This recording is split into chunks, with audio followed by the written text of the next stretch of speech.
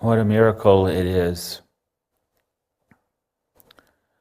that we are alive, that we are a witness to this creation, and that we can look around and that we have this awareness that we are a part of it, born from it, and also living in it, and knowing that these bodies were made by our divine parents, that we inhabit as souls, and what humility we can all feel in appreciation that we are this witness, that we are these sons and daughters of this creation, that we are here to take care of it.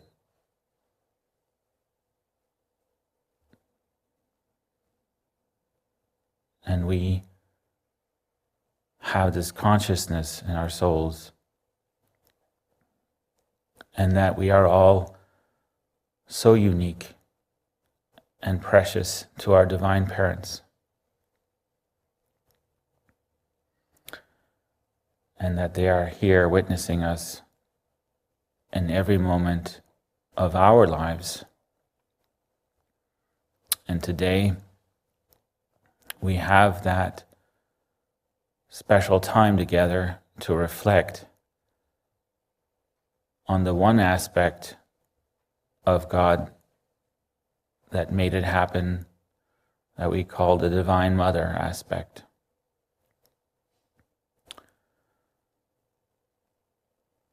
The foundation and the place that is holding it all, that fertile soil, that consciousness that is giving life to everything that we see.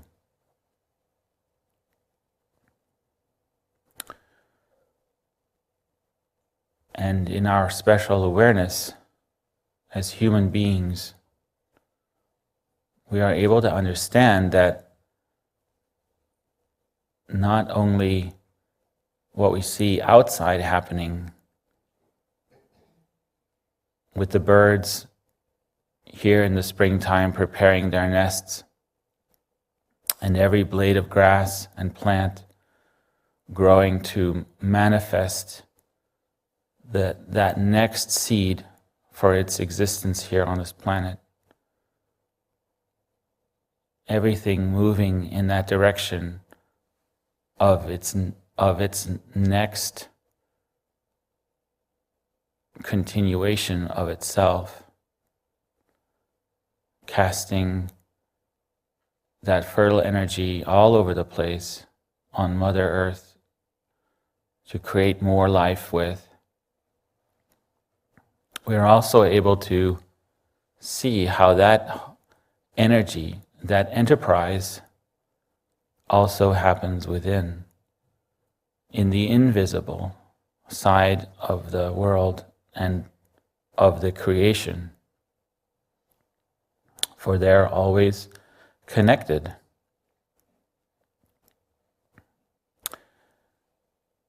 And this play of life is always showing itself to us. And it's like this mystery that we are all here to observe, but also in a way to fully understand. And the way that we can do that is by going deep within and by observing that energy within ourselves as well. Because as it is within, with all patterns, it always manifests also without. And in thinking about this energy of the divine of the Divine Mother that we are celebrating here today, it kind of goes hand in hand with, acknowledging that duality of the Divine Father being here with us as well. And that those are two great facets of our creation. So I wanted to read a little bit from Sacred Science, which is Norms Paulson's book, the founder of Sunburst, and to see what he had to say a little bit about the creation, the dawn of creation story.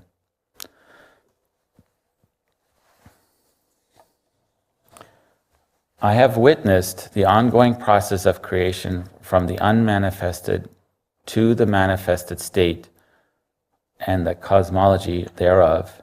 Our Creator wants us to know these facts and to live our lives accordingly.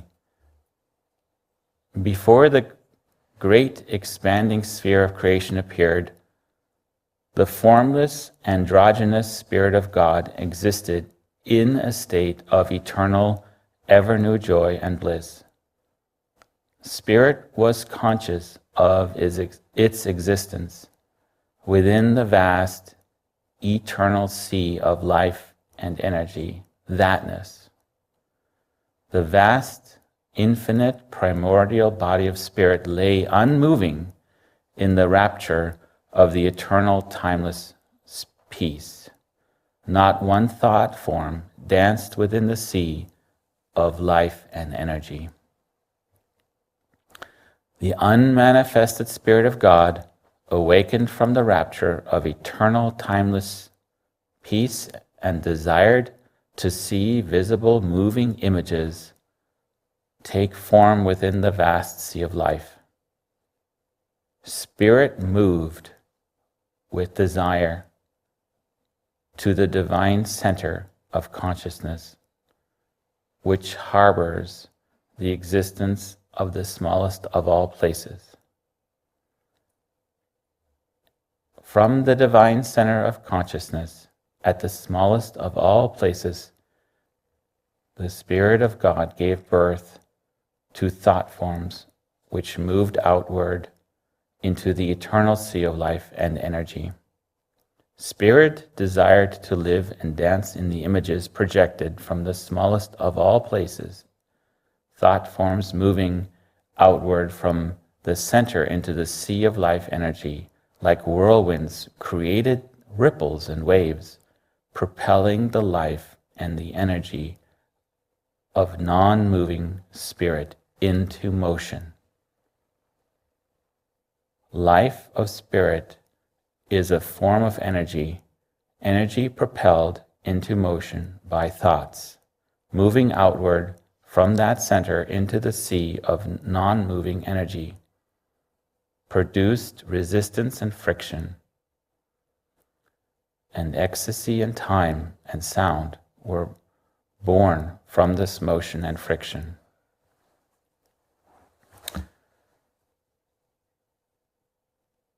That which had been androgynous in the infinite sea of thatness awakened to become two. I am feminine and I am masculine. I am that I am. And I wanted to pause for a minute and kind of recap what I had just read.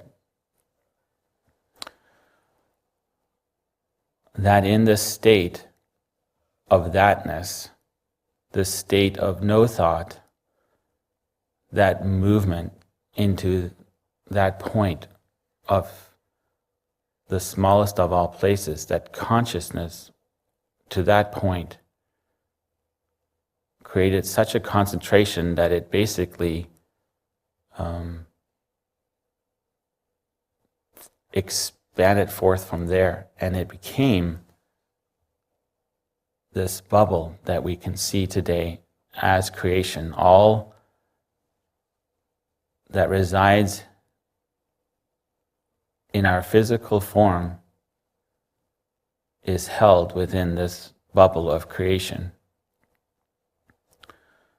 So the largest of all places and the smallest of all places created that sense of duality that we feel, that sense of yin and yang and right and wrong and feminine and masculine. And the great forces that have built everything that we see in this creation also came forth from that place, from that divine spark, that thought. And these two forces that I'm talking about are the Divine Mother and the Divine Father. And every aspect of ourselves, every tiniest little particle in this existence has those forces intertwined within it to give it life.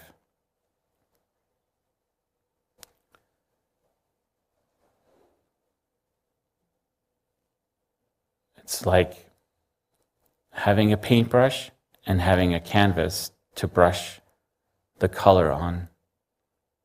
You have to have both. And that driving force that propels everything in life forward, that driving force is initiated by our divine parents. Without that force, we would see no creation here in front of us.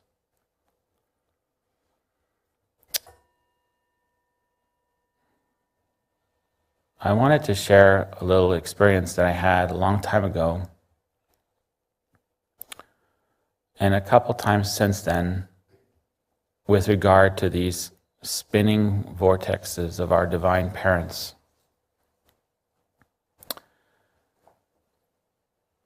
And it happened during meditation when I was sitting there, and I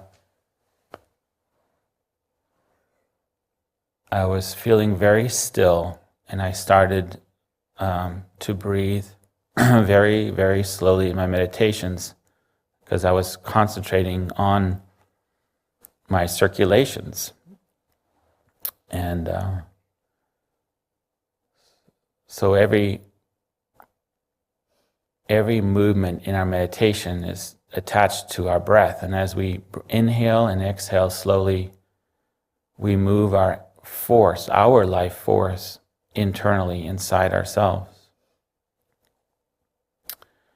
And as my breath started becoming slower and slower, and I was concentrating on my third eye, and I was opening up my heart with devotion and love, I could feel that my energy inside of my limbs started to pull slowly inward into my central spine area.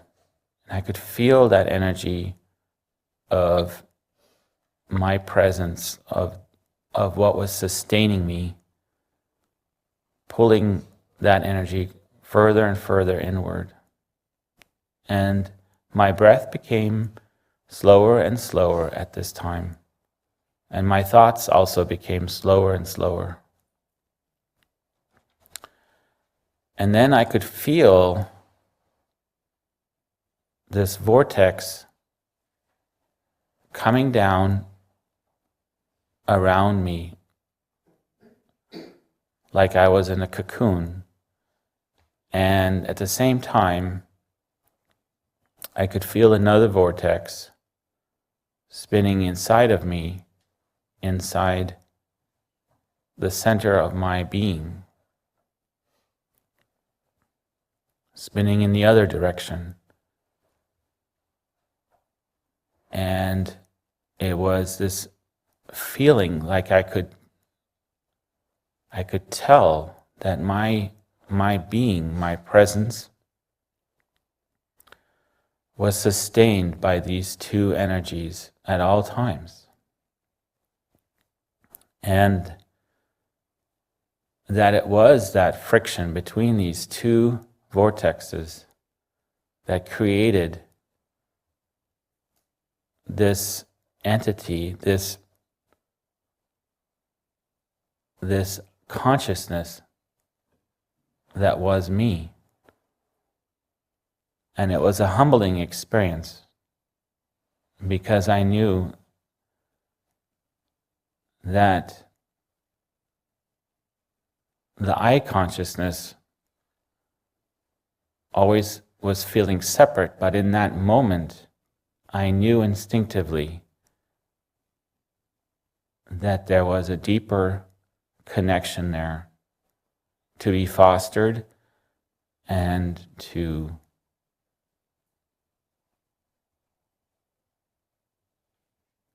make more pronounced.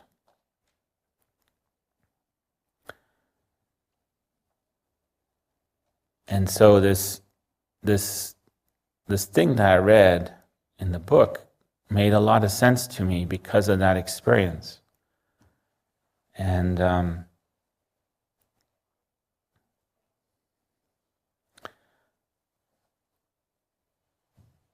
I feel that as we progress on our spiritual journey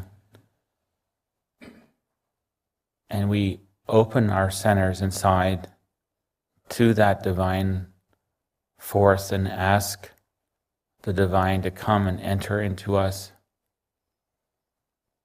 and to be present with us and to show itself to us, that there will be more and more understanding that we will have with our current situation. The riddle of life answered.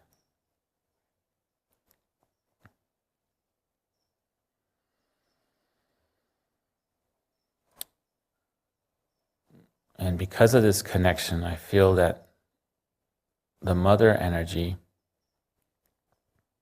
sustaining us is always present and is always aware of our emotions and our thoughts. And the more we bring that to our altar and commune with the Divine Mother, the more her presence will be in our lives, the more she will reveal the why we are here question.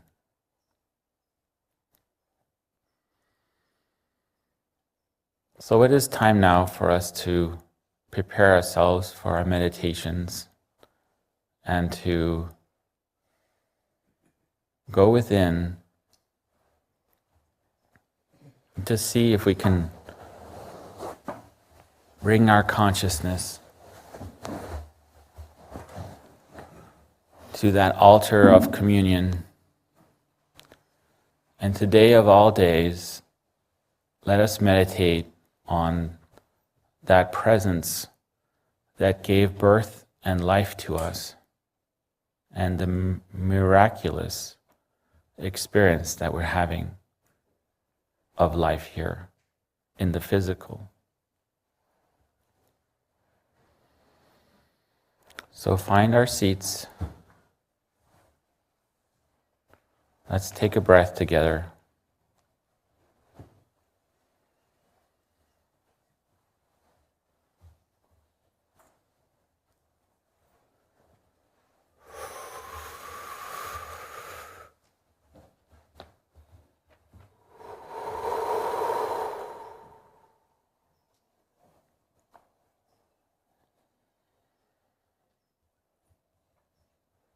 And as we are able to slowly bring ourselves to that still and calm place, and we close our eyes,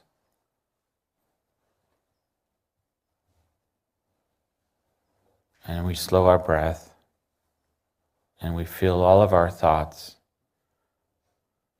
one by one, wash away.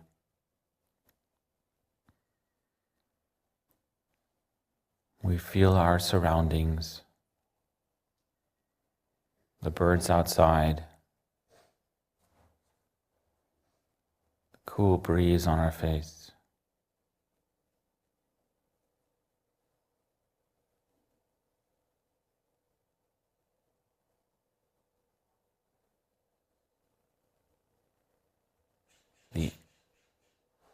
The energy in this room,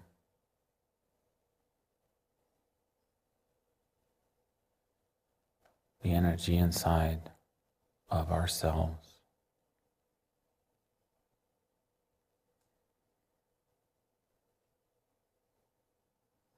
The devotion in our hearts.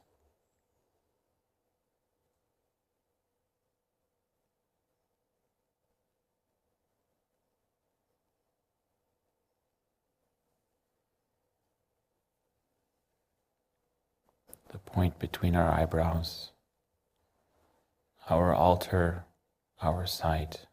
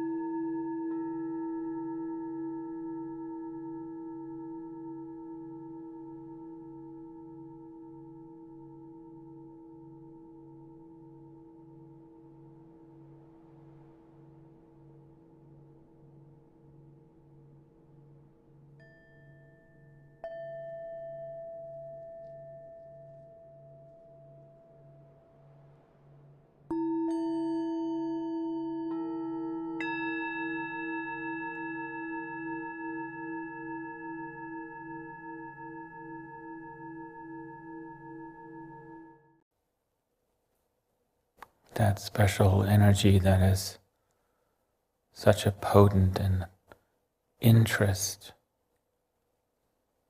in our well-being, in our development. Let us close our meditation with 3 ohms to call forth that energy into every cell of our bodies, into this creation as well.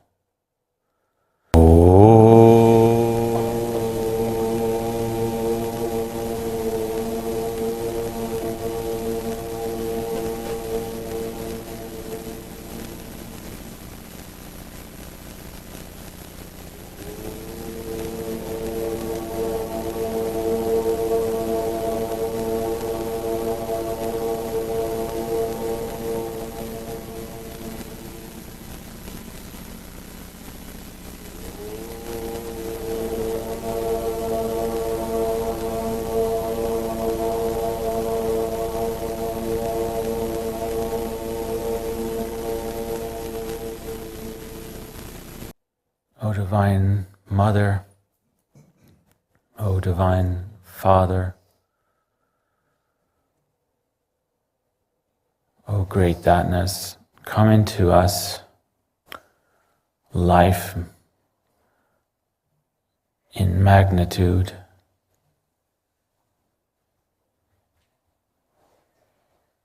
shape our wills to align with your will. May we see and experience your grandeur, your creation, inner and outer, your will. In humility and in thankfulness, we sit here today in the life that we hold. I wanted to read a little something that I unearthed from Yogananda. And for those who are unfamiliar with it, he was Norm Paulson's spiritual teacher, who was the founder of Sunburst. And he came from India into the West here and lived in California eventually, but he landed in 1920 in New York City, and he participated in a religious conference of various religions, and he was one of the main speakers. And at the time, he was about 27 years old. And his teacher, Sri Yukteswar, had told him that he would be going to the West to teach facets of Eastern philosophy and deep spiritual teachings. And he was a profound writer and a speaker. And in his book,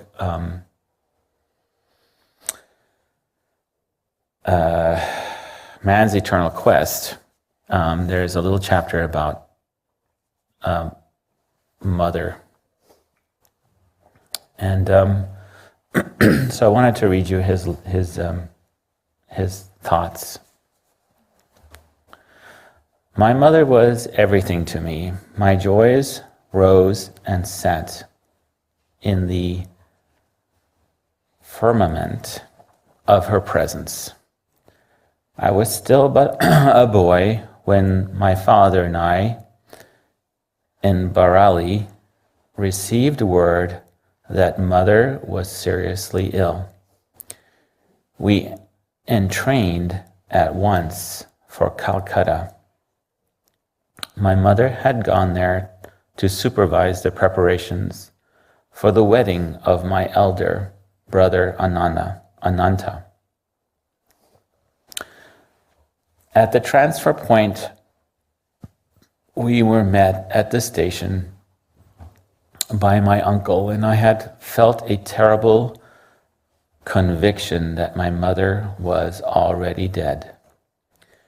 And I asked anxiously if she was still alive, a train was thundering toward us, and I had inwardly determined to throw myself beneath its wheels if Mother were dead.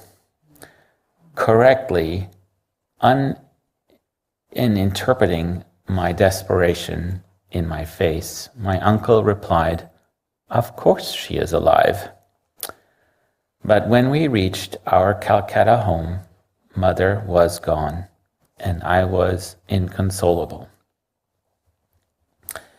I loved Mother as much as my dearest friend. Her soul's solace, black eyes, had been my surest refuge. I have described in a poem an actual experience of mine at the time. Merely affection saturated, many black eyes call, offering to nurse my motherless sorrow, this orphan life of mine. But none matched the love call glance of those two dark eyes. The love of those black eyes had forever set from the region of all black eyes that I behold, seeking those two eyes in birth and death, in life and dreams, and in all the lands of the unknown. At last I found all-pervading divine mothers, countless black eyes, in space and heart, in heart cores, stars, in earth cores, stars, within, without, hungrily staring at me. From everywhere, seeking and seeking my dead mother, I found the deathless mother. The lost love of the earthly mother I found in my cosmic mother, seeking and searching in her countless black eyes. I found those two black eyes. If only you could share with me the thrill that I have felt when suddenly become aware of those black eyes of my mother watching me from everywhere, from every speck of space. That an experience it was. What an experience it was. All my sorrow became changed into joy.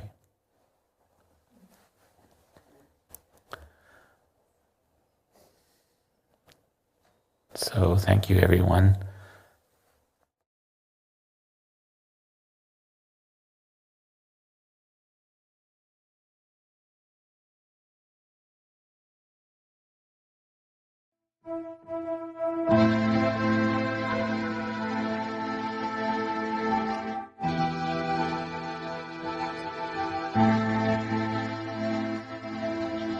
Engrossed is the bee of my mind, on the blue lotus feet of my divine mother. Engrossed is the bee of my mind, on the blue lotus feet of my divine mother. Divine mother, my divine mother, divine mother, my divine mother, divine mother, my divine mother, divine mother, my divine mother. Engrossed is the bee of my mind, on the blue lotus feet of my divine mother. Engrossed is the bee of my mind, on the blue lotus feet of my divine mother.